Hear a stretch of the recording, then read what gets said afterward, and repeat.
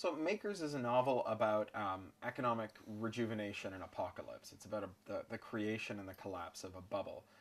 But the bubble isn't built around something arcane that no one can get their head around, like finance. It's built around making stuff. It's built around invention.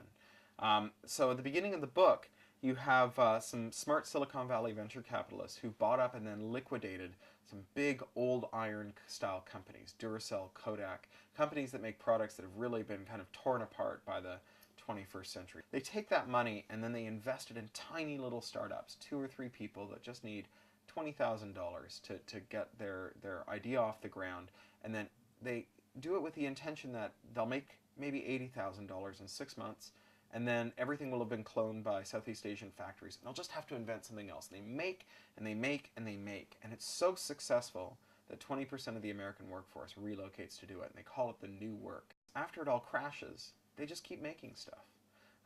And they make it, and they make it, and they make it, and they don't stop. Even though there's no more money in the system. A little like, you know, the Who's in Whoville in How the Grinch Stole Christmas. The Grinch takes away all their bunting and their turkeys and their trees, but they go on celebrating Christmas. And it turns out the spirit of making isn't really about getting rich.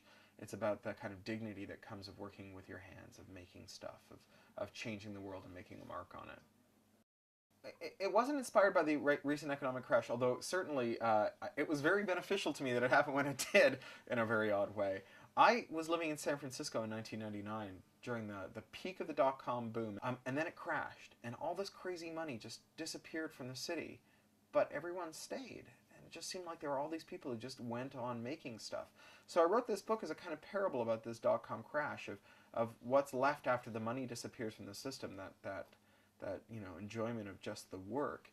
When you look at the web and the net more broadly, you see, you know, tons of really amazing and creative things that are being made in video and film, in still photos, text, and so on. But there's also just a gigantic amount of rubbish, right? Like 90% of the photos on Flickr are just crap. And I look at that and I think, how wonderful. Because, you know, if 90% of the blogs are crap and have been abandoned, think of how many people got to find out, more or less for free, that they weren't magazine publishers, right? If there are all these abandoned Flickr accounts, think of how many people got to find out for free that they weren't photographers. It used to cost a lot to discover, to fail. And failing when it's expensive means that it's hard to experiment and discover where the hidden talents and the hidden sources of joy and wealth and all the rest of it are. So this really low-cost failure, I think, has engendered all kinds of amazing new businesses. And in fact, it's the heavily capitalized stuff, you know, whether it's Boo.com or a big $300 million movie, that seems to really have a hard time when it comes to the internet. If you start a business with 2 mates in your garage for, you know, what you can max out on a credit card, and then it turns out not to be great, as, you know, 2/3 of all businesses fail in the first couple of years, you just go off and do it again, right? And you do it as often as it takes until you hit the one that actually works for you. You know, Kevin Rose, who started Dig, he was starting something like 2 businesses a week when he started Dig. It was just, he would have an idea, he would hack the code together, see if it ran, see if anyone was interested in it, then he'd do something else, right? As Thomas Watson, who founded IBM, said, if you want to double your success rate, you should triple your failure rate. And it's never been cheaper to triple your failure rate than it is today.